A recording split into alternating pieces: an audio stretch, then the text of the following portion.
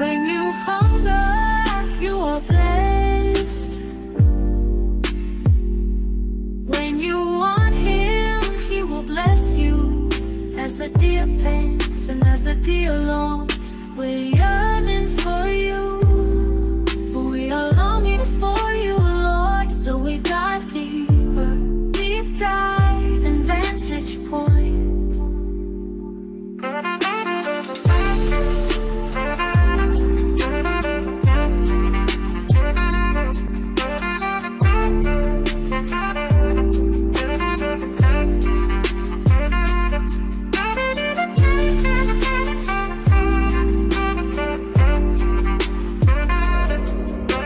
This is a Vantage Point with Pastor Henry podcast.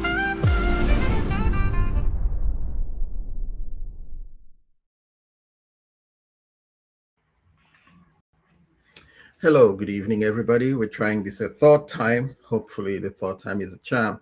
My name is Henry, and this is Vantage Point with Moa. We're running late because the TV channel is already in schedule, and I don't know what they have done, but we have gone in and out of streaming to them twice now. This is a third one. Hopefully, this one works, and I hope they can keep us for as long as they can. But I have really wanted to talk about this for a long time because I'm going to be talking with Barbara Wilder. She's an author. She's European American, and she used to be a beauty queen, and the Lord has touched her, and her testimony is amazing, which we'll talk about another day. But today we wanted to talk about the whole thing surrounding Charlie Kirk's death and his funeral, and she immediately wrote a book about it, which she titled It's a Revival, Not a Funeral. And it's the story surrounding Charlie's murder and assassination and what ensued after that. For some reason, we've lost sight of that, and it's just apropos that we're discussing it. So without much ado, let me bring in my dear friend, Barbara Wilder. How are you doing? Hello, how are you, Pastor Henry? I'm very well. How is Barbara hanging in there Good.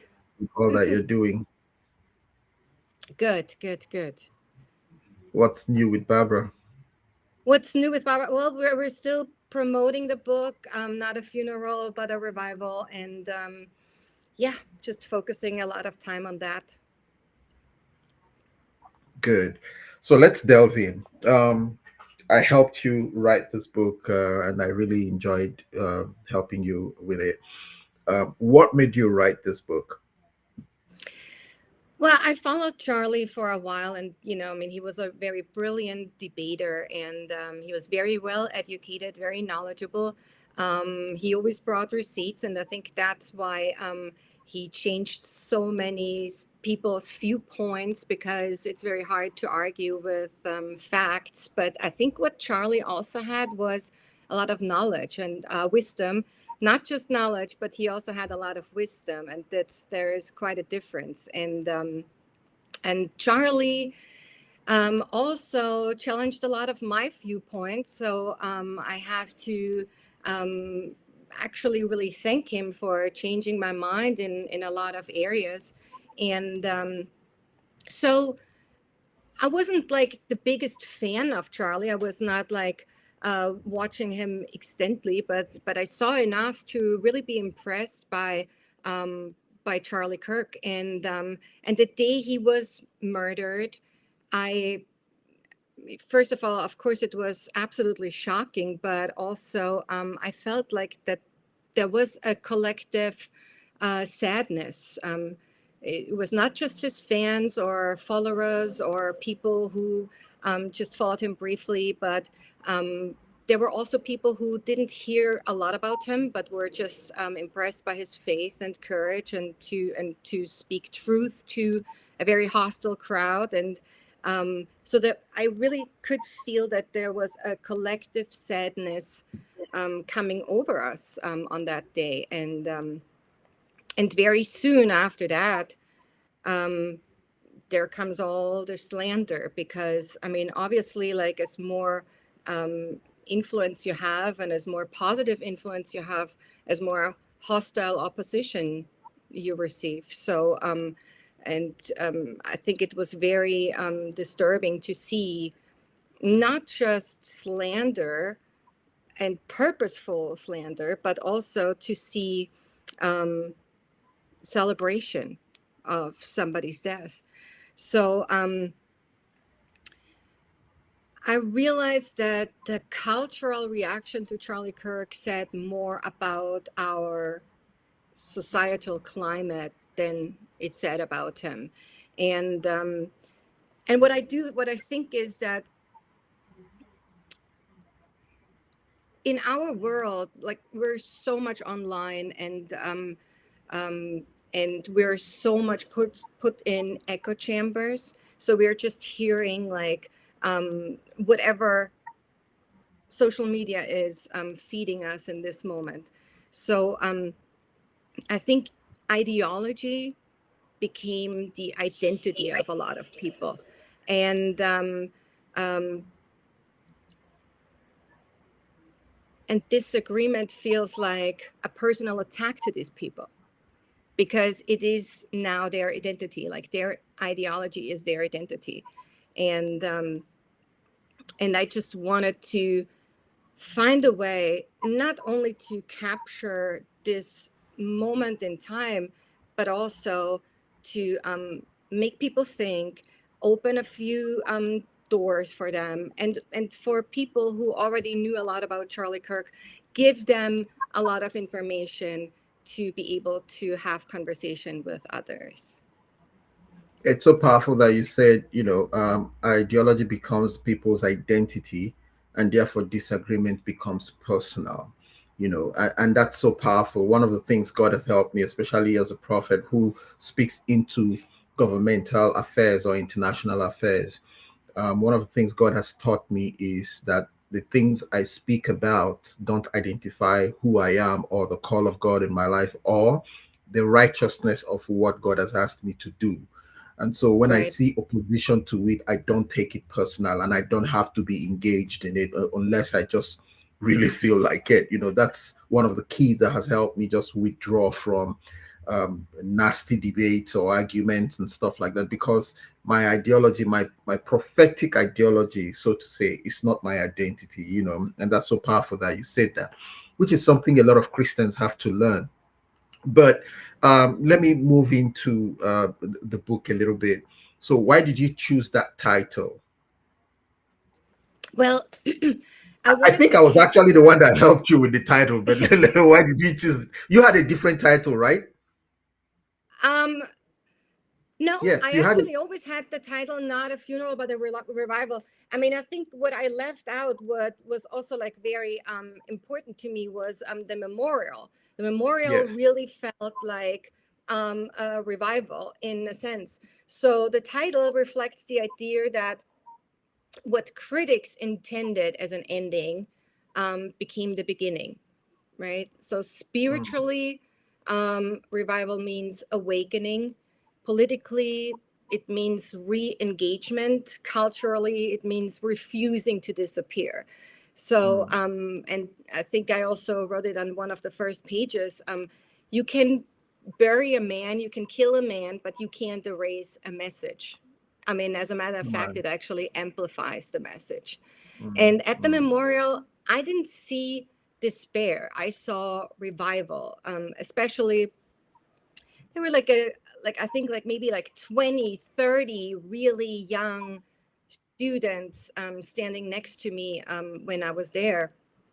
And it was really a historical moment in time to see all these young people worshiping, and to see that Charlie's death didn't cause people to shrink back in their convictions or faith, but to actually like open up and to proclaim their beliefs more boldly than maybe they have ever done, right? And it wasn't just like the guests, or like the hundreds of thousands of people who attended the memorial and the millions who watch it on TV and online streaming, but also like the most powerful people, the most influential people in our in our culture, and they all proclaimed the gospel. And it was really something where, mm, I don't know. I mean, I don't want to I don't want to become too funny, but it's almost like it was almost like a shout of like we're getting out of the closet. Like all Christians, conservative, come out of the closet and just say like, no, we're not shrinking down in this moment of time. Mhm. So it felt like a revival. I think the murder of Charlie Kirk did not end his message; it magnified it, and many who had never heard about him became aware of him. Others who misunderstood him started to research, and those who already supported him became even more committed to carrying the torch forward. At least that's how it felt at the memorial. Um, Later on, which we didn't touch in the book directly, but later on there came a lot of distraction, and so unfortunately there came a lot of distraction as well. But at the memorial, I think there was a real revival happening, and I really do hope that even though we have a lot of distraction going on at the moment, we can come back um, to this spirit. I mean, you have been there at the memorial. Like, how did you experience that? Um, it was weird for me in the sense that I had a lot of battles I was fighting at that time. Um, I don't know Charlie very well. Met him only once. Not a personal meeting. It was a crowd meeting. I was in the audience. Um, but his death hit me very differently, and so um, in his death, I saw what I call the cost of revival, the cost of a message or whatever, Mm-hmm. because everybody kept on posting. Then he has handed over the microphone. He's in heaven. Who's next? Next man up and stuff like that. And I was like, God, I don't want a revival. I want Charlie back. Yeah. So that was my feeling. So but it was um um I always gauge the presence of the Lord by the intensity of the flow of the Spirit of God. Charlie's memorial was supposed to be a mourning, and it was supposed to be a little bit of a political event, but it wasn't any of those two. It was just a powerful expression of the presence of God. The worship was very heavy. um I know I heard politicians literally shedding tears, Yeah. and talking about the power of God. I know that it touched uh, a lot of the members of the cabinet. His funeral touched, I mean, literally, as a servant of God, I could tell. I had word of knowledge for a lot of people. Even what's his name, Elon Musk. There was such a I just heavy wanted to say that. move of Yeah. God Even upon his Elon life. Musk had tears in his eyes. Yes. And they were Yeah, genuine. yeah. Yeah. It was very genuine. It was very, and it wasn't tears of crying. If you lose somebody, you cry, but when God begins to move and it stirred you, that was what I was seeing. It was God stirring them into that, tearful position, not just the loss of Charlie, and I don't want us to dwell, I'm gonna have to bring you again. I don't want us to dwell on the Yes. issue of the distractions now, because that will take Yeah. away. We want to spend a lot of time on what God did. If you don't, then we don't value it. We want to value what God did before we understand or even give room to the distractions that are coming in now. So let's dwell a little bit on what God did. And I'm going to come to your traveling to that service, and Hmm. how God gave you some miracles and the things you experienced. But talk to me about, there are some parts of the book where you wrote about what God was doing, how people's lives were changing. Talk to me about how He's stirred all of that. Um, well, I mean,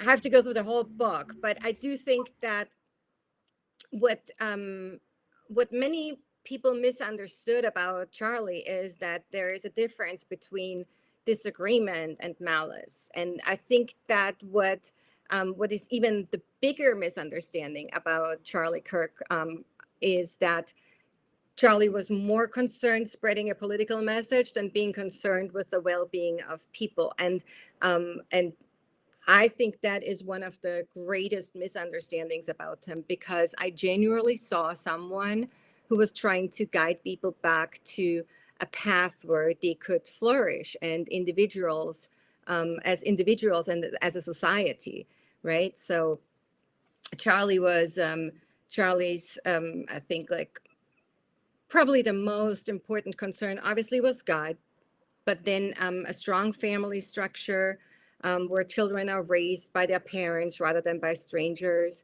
Um, personal, he always pointed out like have personal responsibility instead of victimhood, instead of living in victimhood, and living for something greater than oneself. Principle consistently supported by a lot of studies, as we know, that if you have a purpose in life, that the contribution to others like is strongly correlated to satisfaction and an overall well-being. So and then also gratitude for the country we're living in. I mean, we're living in one of the most free countries, most prosperous countries. So, and paired with the willingness to preserve that and protect it, and you know, most importantly, a return to faith, to God and Jesus. So, you know, it is always easier to reduce somebody to some viral clips than to seriously engage with the substance of their arguments. And whether people agreed with him or not, his ability to challenge young people to reconsider their viewpoints was significant. And we have seen even after his death how many people actually turned back to faith and to God, and how many I can remember like when Erica Kirk had her first speech, the comment section was full of people who said, I have not read the Bible in 3 years and I'm going to start again, or I haven't been in church for the last 7 years and I'm going to go tomorrow. And there was like one comment after the other, like people who felt like really inspired by Charlie to turn their life around and just enter a better path. You know, at the expense of sounding callous or morbid, which is a word that there's a group of people who hate when you use that morbid. Erica used it and they are very angry she used that word. But at the expense of sounding callous and morbid, you know, the devil does not like it when someone's death leads to the birth of a lot of other people. You know, Mm-hmm. there's no way. So it's easy to say. The point I was going to make was, and so that was one of the things God began to use to convince me of His hand in whatever is happening. And it's easy to say, as Charlie's friends, we would fight against those who killed him. We would want to, you know, but then it's also very tempting to look at the other side and say, if the devil meant it, he lost a lot. You know, I think the devil lost. I don't know if we can ever measure it, but I think the devil lost in how many lives were changed because Yes. of Charlie's death, you know. And if he had known that, I don't think, and I hate to make it sound like Jesus Christ, but that's almost what happened with Jesus. They said if he had known, he would not have killed the King of Glory. But if he had known that, he wouldn't have been so upfront with the mother of Charlie, especially seeing how it just depopulated hell. People, like you said, started wanting to go to church. People bought Bible. There have been a lot of members of the cabinet who said their daughters were going to school and just said, "I want to buy a Bible," or and they packed the Bible to travel. Even members of Mm, cabinet, there's some interviews where they said it really affected them, and they started going to church, started taking God more seriously. Um, yeah. what do you think was God's mind in that? What do you think? I mean,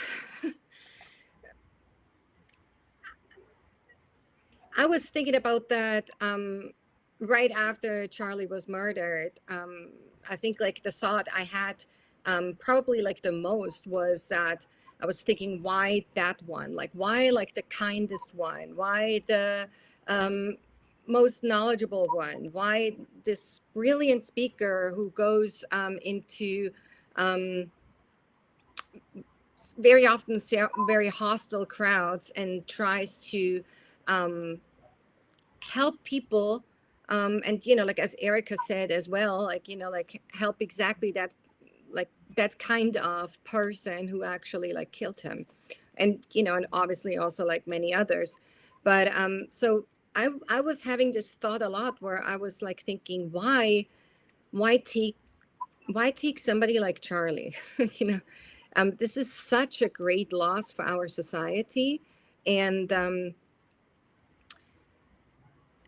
and then, yes, I mean, when I saw that how many people he actually like woke up, and not just woke up, but motivated to go out there themselves and um,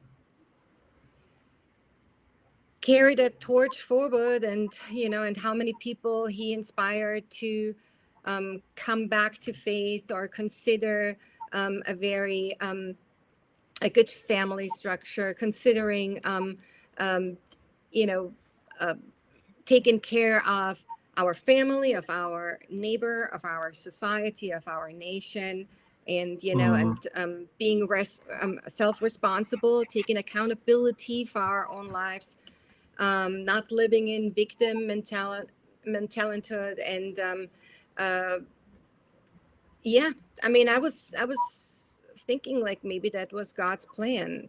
I mean, obviously I cannot answer why God let that happen, but I do know that God makes good out of every evil. So evil. yeah. Yeah. And I mean, Um, even I saw this one interview with Van Jones. I think he was like on Anderson or something like that. And the day before Charlie died, I think that's what it was. Like he told that story that Charlie sent him this text message, and Van Jones like disagreed with Charlie pretty much about everything. But you could even see that he was really, really touched by Charlie's death, and he defended Charlie a lot. Like he said that um, Charlie, the last text he sent him was, let's agreeable disagree, and let's just figure that out as gentlemen. So yeah, I think Charlie was somebody who genuinely wanted to bring people together to debate about something, to change each other's opinions, to challenge ideas.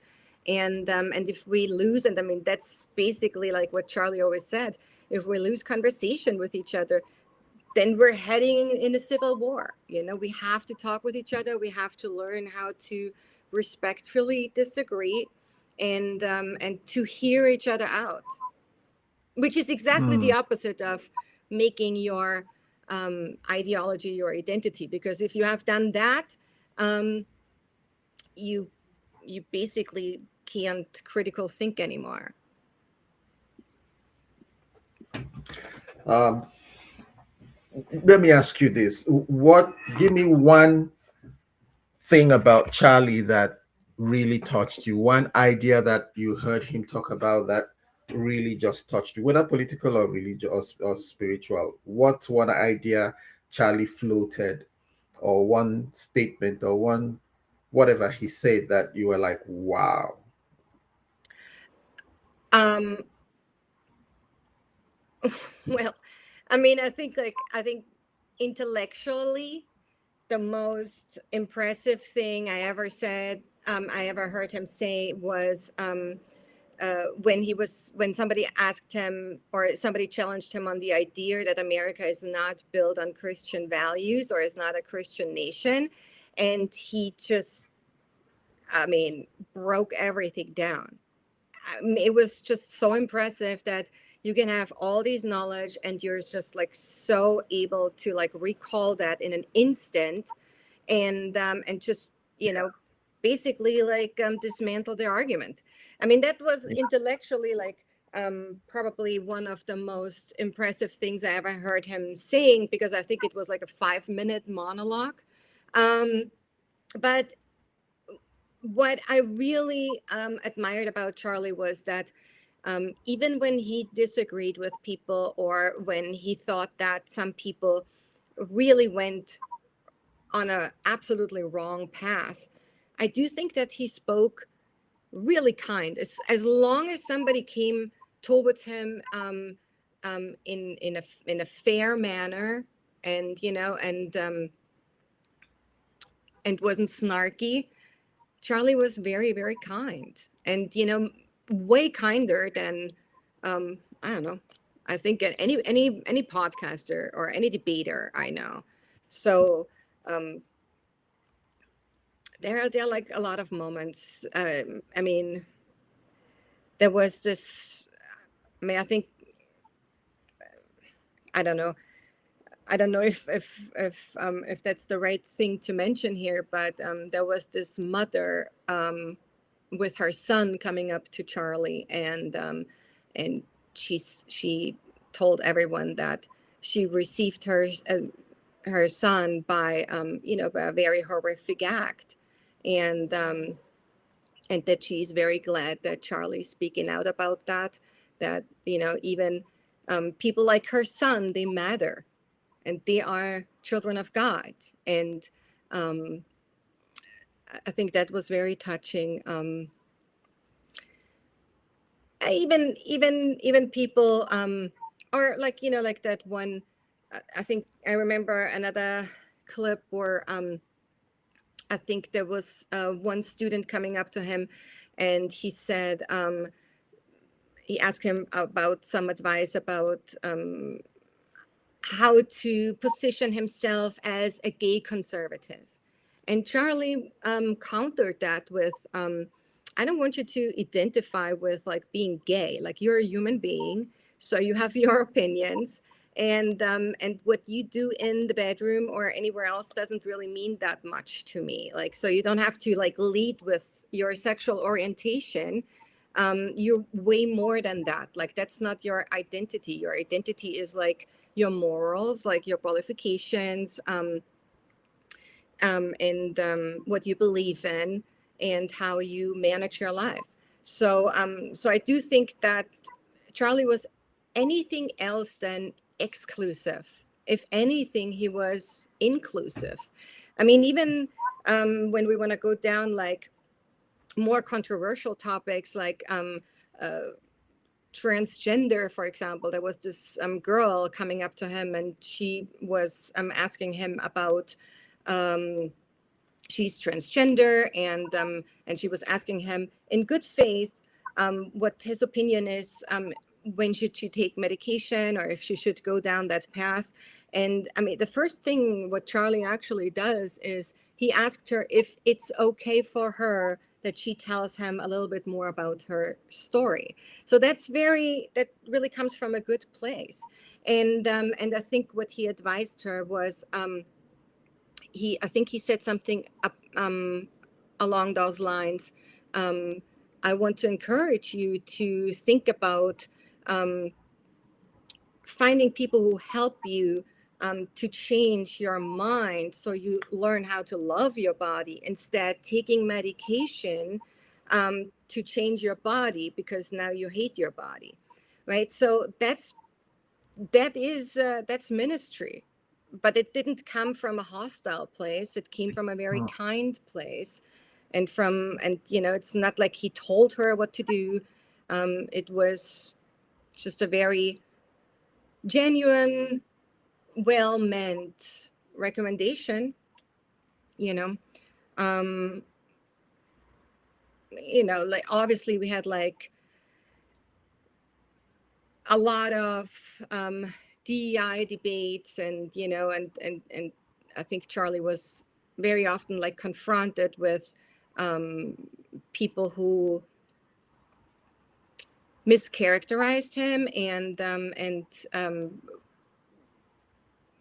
were hostile towards him. But I think he had like a way of like turning people around. Like, yeah. My guest today has been Barbara Wilder. We're talking about her book, not if it's a revival, not a funeral. Am I right? Not a funeral, but a revival. Not a funeral, but a revival. Sorry, I kind of mix it up. And we've been talking about the circumstances around Charlie's death and a few other things. When we come back, I'm going to ask her a few questions about how she saw Charlie, even before she wrote the book, and how that affected writing the book. So please don't go anywhere. God bless you. Insightful, educated, enlightening, entertaining, refreshing, and always spiritually uplifting. Welcome back to Vantage Point with Pastor Henry. Pour your healing all on me, oh Lord. Pour your healing oil on me, oh Lord. Touch me with your hands, soothe my wounded soul. Pour your healing oil on me, pour your healing oil on me. Pour it out, oh Lord. We come before you, pour out your oil.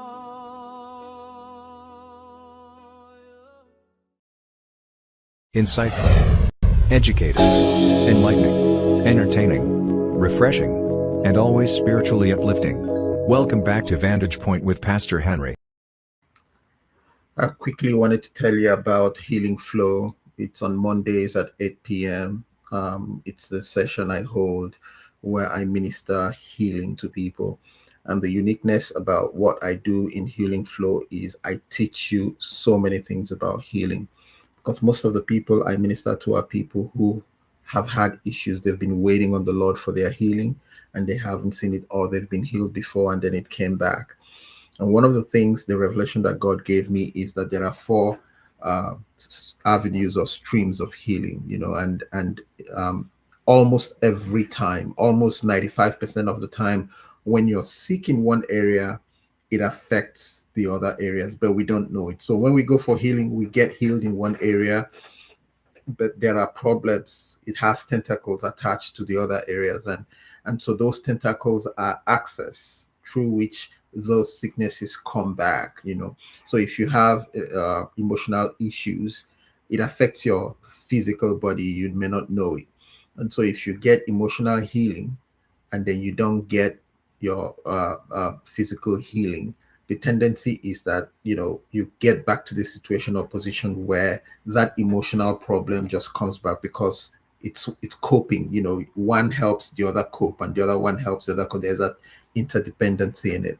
So Healing Flow is on Mondays. I have it today by 8 p.m. I'll be ministering to a lot of people. You have to ask me for the stream, for the link. It's by invitation only. Also, I usually advise that you don't miss it for at least 6 weeks. Then you get a full balance, because 1 hour is not enough to do all that I always do, because every week I have to teach first and then I minister to people. And sometimes if it's a very unique thing, we take you into a private room and I minister to you, not with everybody, but in a private room on Zoom. So that's Healing Flow, and I look forward to seeing some of you there by 8 p.m. tonight.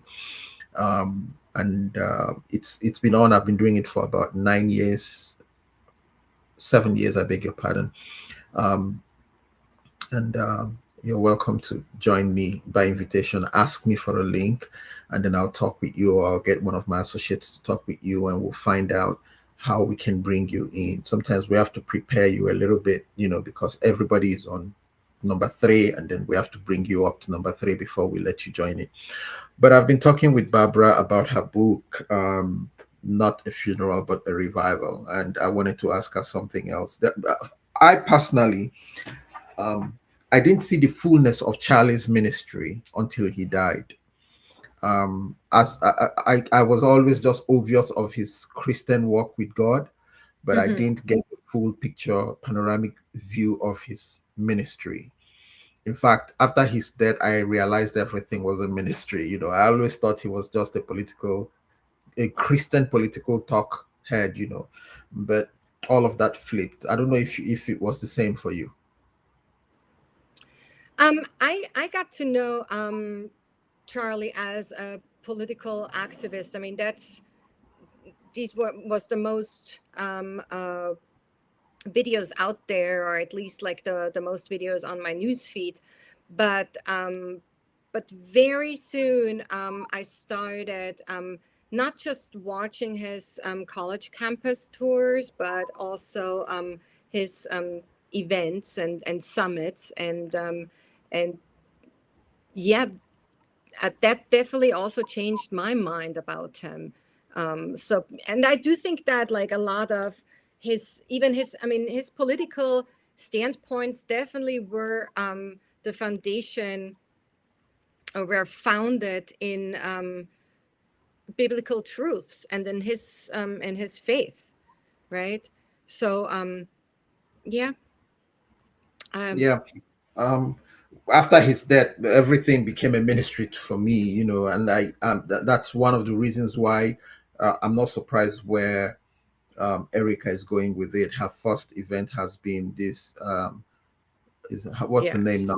yes, Make heaven popular, or depopulate hell, or something like that, which is a more outrightly Christian ministry venture, for a political organization like Turning Point USA.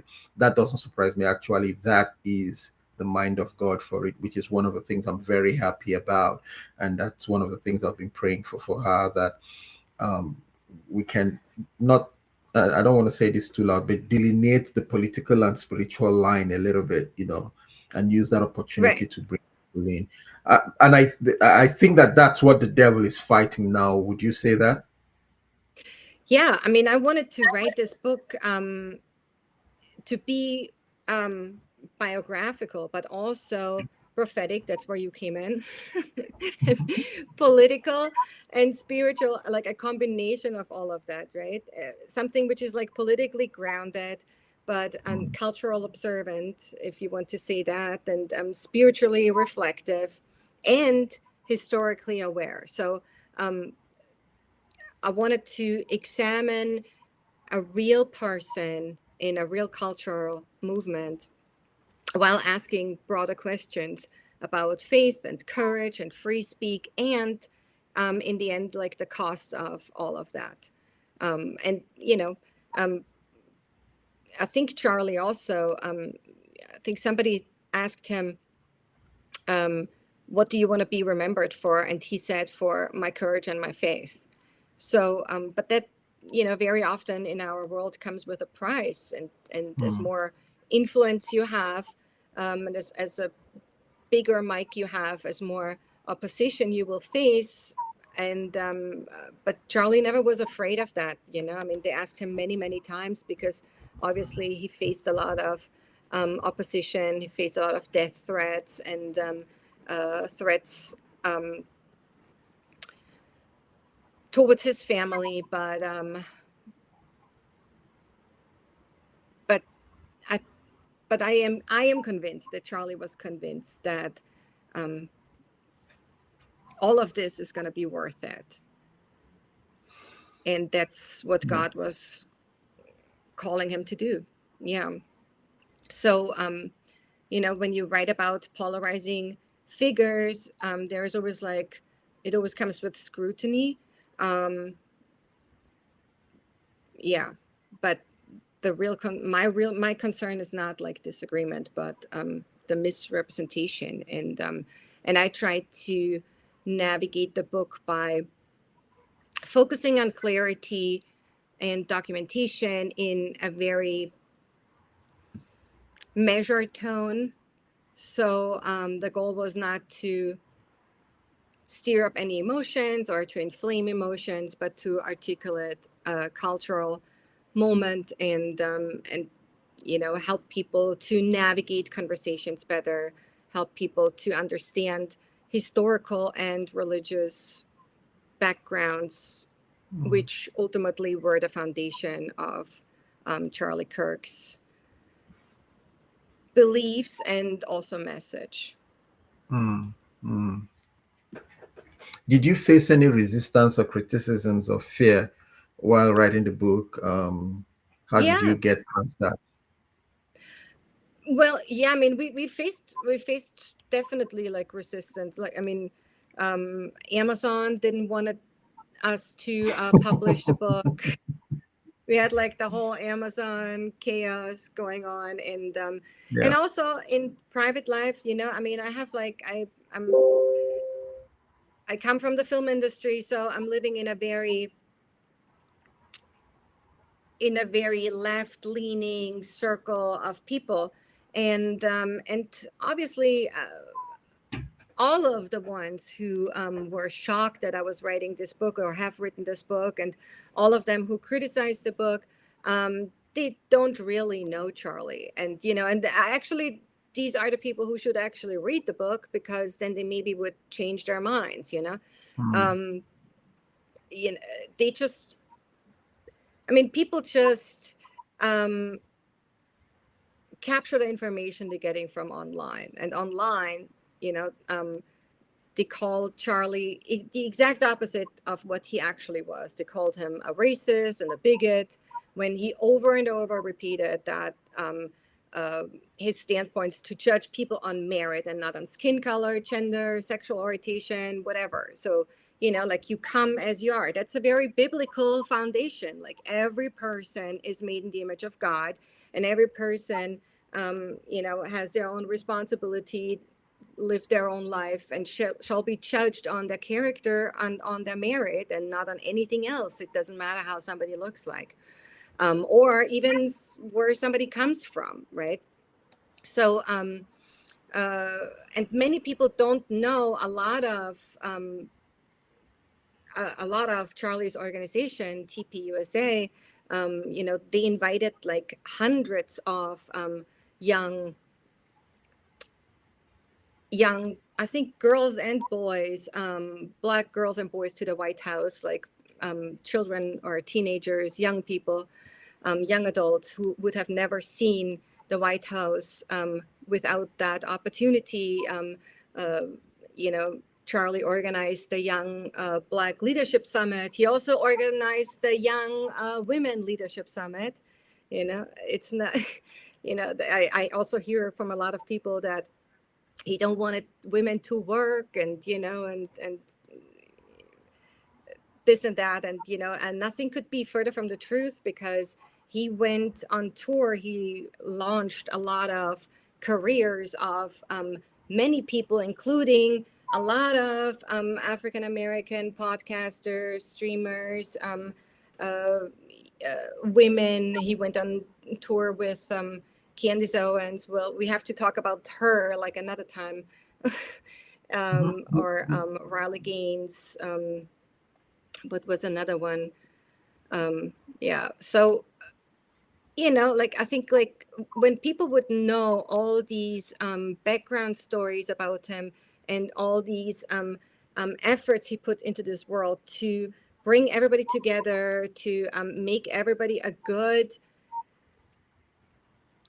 leader, and leader, if nothing else, then just being a good steward of their own life and of their own family. And and I do think if people would know how the opposite they made out of him, what he really was, they would be very, very shocked. Let me ask you this, and Yeah. I didn't mean to ask you, but let me ask it now. Have you seen anyone or any people who you think have filled in his empty shoes, who are stepping into his shoes? Have you seen anyone or any people? I am really looking forward to it. I'm really looking out for them. But I have not.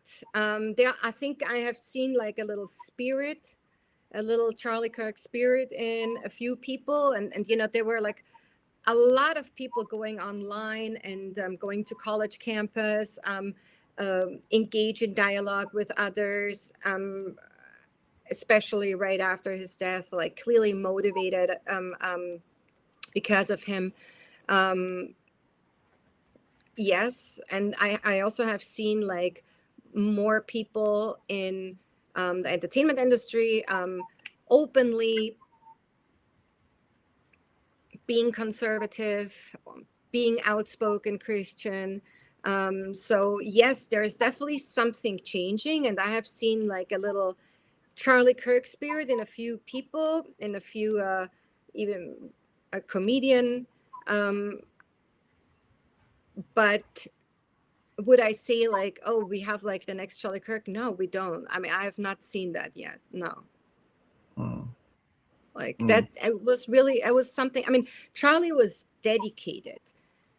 He was really dedicated to not only have a conviction and go out there and talk with people about that, but he was dedicated to educate himself first before he would even talk about something.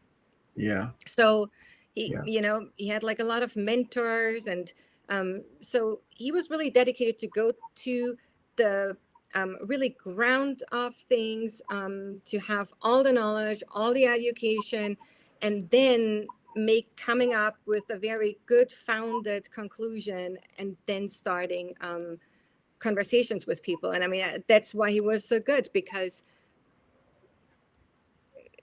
he was mostly right.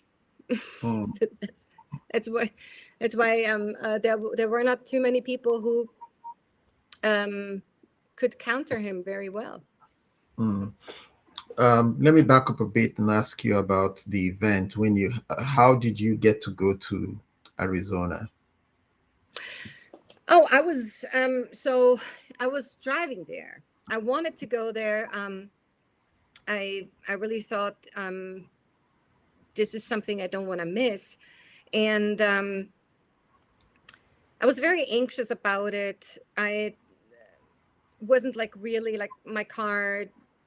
I don't want it to drive my car there. It's like very old, has like a lot of mileage on it. And if and I just took a little breather, and I said, God, if you want me to go, then you gotta have to make this easy for me. And you're asking me this question, but you already know. So it's difficult to explain this to you, because I know because I wrote in the book about it. Yeah, yeah, but well, So everybody listening wouldn't know unless you want me to tell the story. I can tell everybody. I won't have to ask you then. yeah, so and I wake up, and a friend of mine, like, I mean, the first video which popped up was a video about a comedian, and he has like, he talks like for 5 minutes, and he talks about all these fears people have, and and then in the end he says, guess what, guys, like, we're all dead, like we're all gonna die. And that made me really chuckle, because it just really resonated with something in me, and I'm like, yeah, what am I really scared of? Like, I mean, it really, nothing really matters. And half an hour later, a friend calls me and tells me like he wants to help me to go to Arizona, and he will help me to rent a car. And he did that. I mean, I was very surprised about that, because like, that was not like something like very usual for me. And then another friend said, I don't know, like, reached out for something else, and he's like, what are you doing this weekend? I'm like, I'm going to Arizona. He's like, well, I'm coming with you. And I'm like, oh, that's so now I got like in like an hour time, I got everything. I got like, um, you know, the freeing of fear, a car and the companion to go there. And, and then I did that. I I drove 6 hours. We started at 11 p.m. We came to Arizona at 5 a.m. I actually thought I could like take a little nap, but I couldn't have been more wrong because there were already like hundreds of thousands of people at 5 o'clock in the morning there. And even if I was in line at 5 a.m., it took us 6 hours in line in the Arizona heat, with nothing to eat, like a bottle of water. I got the bottle of water from somebody, and I think I had to pour it a half over me because it was on my head because it was so hot. And even when I was there at 5 o'clock in the morning, we were kind of like the last people who got into the stadium. All the other ones got, rushed into the other overflow areas. And then we were in there, and obviously I was like very hungry and very thirsty, but there was like not, I don't want it to be in another line. And also I came here to just have the experience. I don't want to just stand in line for something to eat or a drink because I wanted to see what is happening, and also to worship. So I didn't know it goes for another 5 hours. So that was like a 5 hour memorial. And then I don't want it to stop anywhere anymore to get something to eat because I was thinking, I don't know exactly how long my body can go. Like I'm already up all night long, and I haven't had like a lot of food, and I mean, I have no food and a little bit of water. So I just want to get going because I don't know if I make it back to LA. And another 6 hour drive back home, I think I dropped my friend off at 1 a.m. and I was at home at 2 a.m. and went to bed at 3 a.m. Had to bring back the car at the next day at 10 a.m. But I don't know. I mean, I really do think that this was not my body, and that was not my will. Like God really helped me along that way. Um, I don't know how. I mean, I cannot ever recall that I ever stayed up that long. And you know Not and Barbara, no. that was not me. That was definitely like godly strength I had on that day, and I never had That's before, awesome. and probably not gonna have it again, unless God wants to. But that was really like something else. But and I came back, and I mean, honestly, I was a little bit depressed. um I don't know. I mean, you have to process something like that. And I was a little bit depressed, and I was a little like, yeah, it was just, I really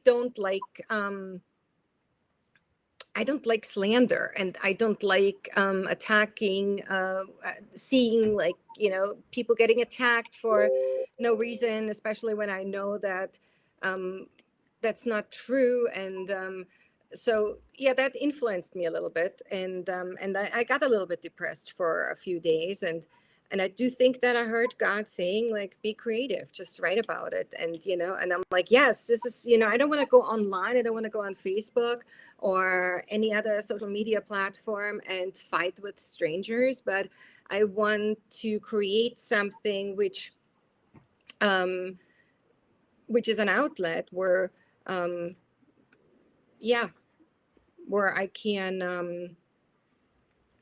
talk about everything I want to talk about, and where the audience maybe gains a little bit more out of it than if I would just reply to some Hmm. social media post. And I wanted to capture Charlie's life. I wanted to capture his convictions, the political and historical context surrounding him, and faith-based biblical truth. And that's why I asked you for help, because you're so much smarter than me in that regards, and probably in a lot of many other regards. I And don't know about how many we guys are better. But let me ask you this. So where can we find the book now? I know it's not on Amazon, but where can we find it? So we have a homepage, which is like not a funeral but a revival.com. So it same URL than the title. Not a funeral, but a revival.com. But you can also find it on Barnes and Nobles and on and Amazon and a lot of other It's on platforms. Amazon? It is on Amazon, yes. It's not sold through Amazon, but but you can buy it on Amazon. Yes, I figured that out. Yes. So yes, and then in the book you find also the most significant Charlie quotes, and I really want people to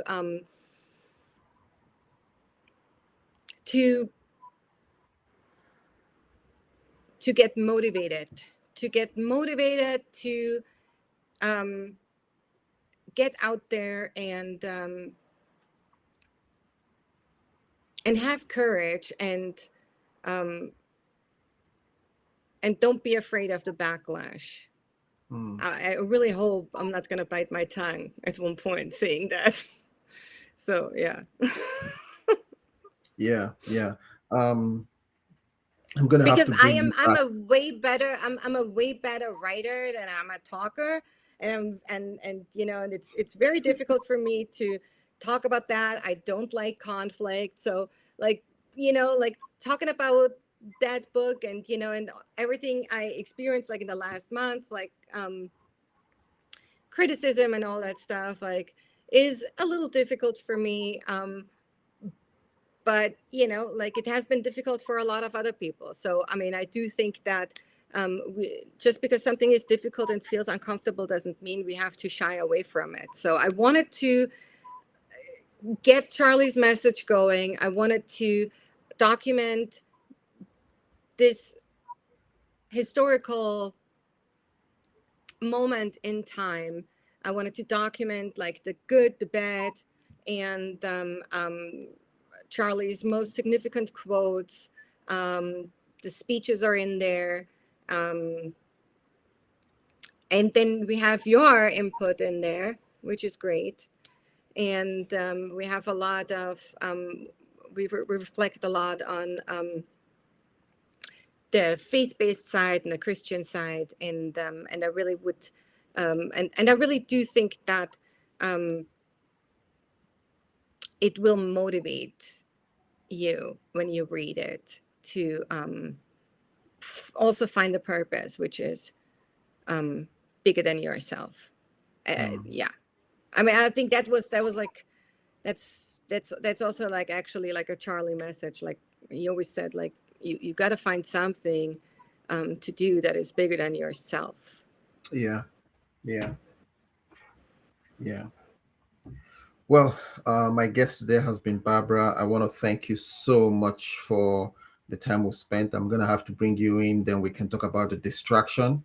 Let's Yeah. honor Charlie with this one without the distraction, you know. So there's enough to talk about what he did, what God used him to do, and even his death and what it stirred. There's enough to talk about in that area before we go into um, who killed him and all the stories that we've heard. And you people can go find the book, Not a Funeral, but a Revival. You can find it on Amazon, wherever books are sold, or Not a Funeral, but a Revival.com. And it's by Barbara Welder. I think I might have helped a little bit, but she did all the Oh, you work. So helped a lot.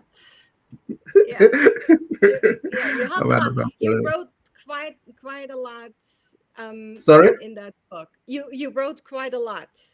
I think, I don't know. I don't know exactly how many pages you wrote, but you wrote. So Yeah. this is a combination. This is a Well, you inspired it. No, you inspired it. So, but thank you for the opportunity to have written whatever I wrote, you know, and um, but like I said, the book is available everywhere you can get books. Not a funeral, but a revival.com is the main website. You can find the book there. And Barbara has done such a good work chronicling a lot of things. One of the things that shocked me about the book was how she just delved into a lot of episodes around Charlie's life, especially his debates and the confrontations he had with other people. And then there was one chapter on the misconceptions on Charlie, what people get wrong about Charlie, and it's such a good book. And there's something I believe strongly, that that book is going to outlive us. It's going to be a book that history would look back on, and because I've researched, there's not very many like that, that people will go back and read that book to understand who Charlie was and stuff like that. And I'm praying one of these days, if Jesus doesn't come before that, that somebody will gift his children that book, and they'll be like, whoa, this was our daddy, that kind of a thing. So I want to thank you for the heart God gave you to write that book, and it was an honor to have helped in any way I could. Thank you very much, Barbara. Yeah, Apart from thank the you book, so much. where can we find you? Where can you find me? Yeah, you're hard to come by. Where can anybody find you if somebody's looking for you? What's Who is that looking? face? Who's looking? Oh, Barbara. Shh.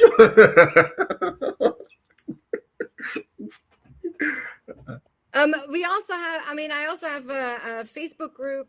You can also, there's a Facebook group out there, not a funeral, but a revival. And if anybody wants to write a message me directly, yes, I answer there directly to you as well. Okay. But you can also, like, on the website, not a funeral, but a revival.com, there's also a contact. So you can also email me and I will message you directly. All righty.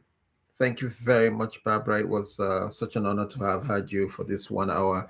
We'll schedule and have a second hour where we'll talk about the distraction. We'll see how that goes. I need you to get ready for the conflict and the drama that will follow that, maybe. That's going to be good.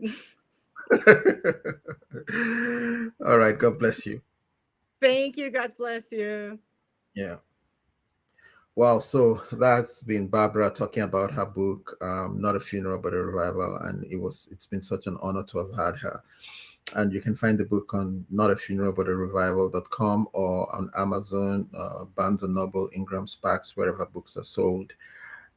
If you have any questions, I see 2 or 3 questions. If you have more questions, please send them in. I'll get them collated, and then maybe I'll send them to Barbara, so that next time we will also handle some of your books. Until then, I want to thank all of you for coming up. God bless you. We'll see you next week.